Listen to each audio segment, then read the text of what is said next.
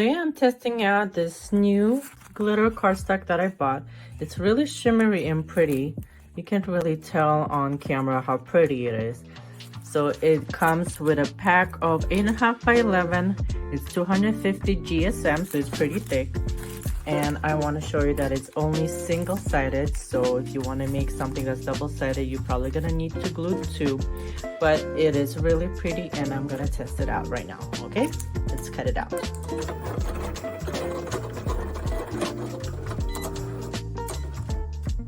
As you can see, here's the final design, final product. This glitter cardstock is beautiful, but what I noticed, it does shed a little bit of glitter. Not a ton, but does come out a little bit of flakes. If you have concern about that, this is not the glitter for you. But it's, to me, I feel like it is manageable for the price. It is still a good type of cardstock, maybe just if you want to make it for yourself and not for sale for clients.